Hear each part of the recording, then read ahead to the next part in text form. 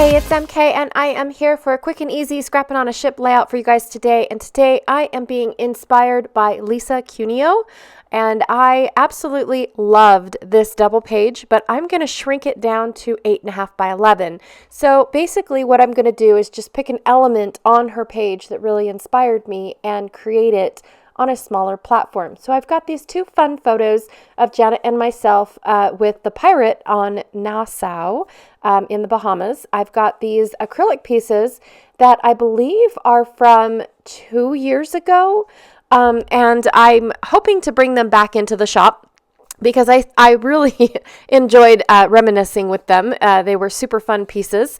And also from some Disney-inspired pieces by Simple Stories, I'm going to use these pirate themes.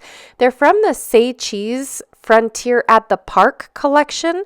I think it was a lot of at the park collections or Say Cheese collections, but there was a whole pirate section. There's also a couple Western things to go with a couple horseback riding photos I have still to do and whatnot. So just a couple things that I pulled out. From Echo Park, I also have these pirate ships from Pirate Tales. And the other side are these really cool skull and crossbones that I thought I could use as well. So I was like, oh, I might be able to use this whole piece of paper. I'm so excited. I just didn't realize how fun it was going to be until I flipped it over and realized, wow. And then from the Cedar House collection, brand new to American Crafts, I could not wait to dive into this wood grain piece right here. It's actually called hexagons. The hexagons are on one side with, it's like overlaid on top of brick, but the other side looks like this three-dimensional wood grain, which I absolutely love. All right, so the first thing I'm going to do is trim down my pirate ship paper down to 8.5 by 11, because when I was beginning to make this layout, at first I thought, ooh, I know what I want to use the wood grain for. I know what I want to use the pirate ship for, but what piece of paper do I use for my 8.5 by 11 that kind of still blends in? I don't want it to just be a blah background, right? Until I flipped over the pirate ship and saw these skull and crossbones. So I was like, oh, that's perfect.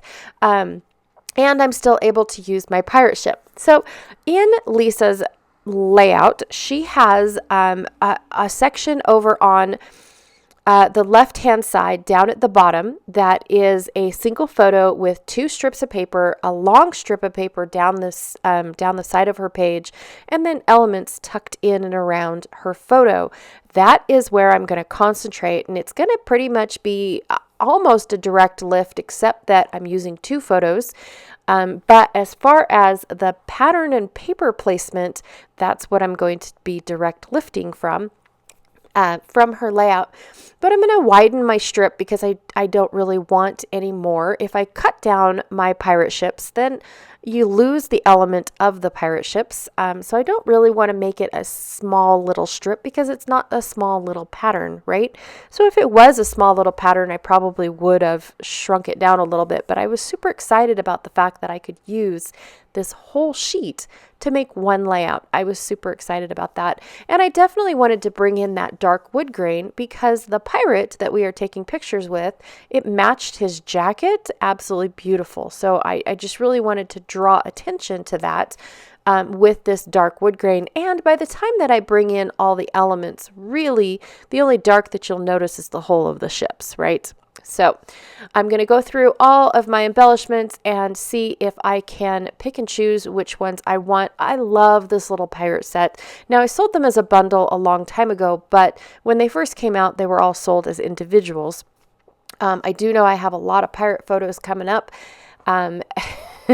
I don't know when, but I do know I have a lot coming up. And so I definitely will be using a lot more of my pirate goodies.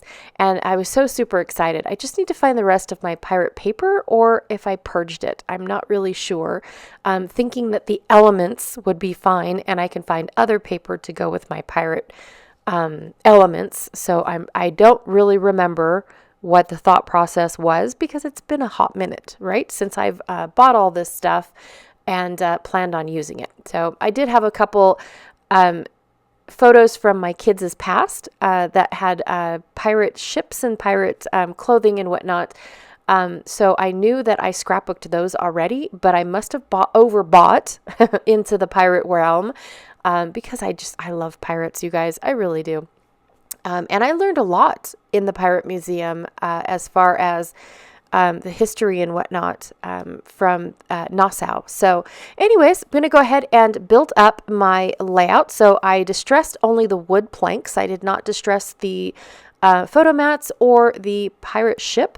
And I'm thinking my pirate ship border is missing something. So I brought in this branding strip that I wasn't even sure I was going to add into, but I put it in my collection anyways, because it is it has one of those lines, like a legend line on a map on it. And so I really wasn't sure if I was going to add it to the collection or not, but it went with the whole theme of what I was scrapbooking all month. So I did, and then it was a perfect match to this blue. So I couldn't resist. So it's like, oh, that's absolutely perfect.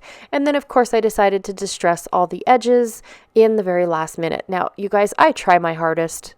I really do. I try to only distress a little bit, but I can't help it. I just really can't. I do also love adding a little bit of angle to my photos, because then nothing has to be perfect. Nothing has to be straight. If I got it a little off, it looks like it was meant to be. And then, of course, when I go to tuck around my photos, it just gives it that fun movement feel when I start tucking my elements in and around my photos. So I like that as well. I'm also distressing all of the edges because I don't want to cut around the white stuff, the white edges on some of these. Some of them have white edges, and of course my acrylic pieces do not.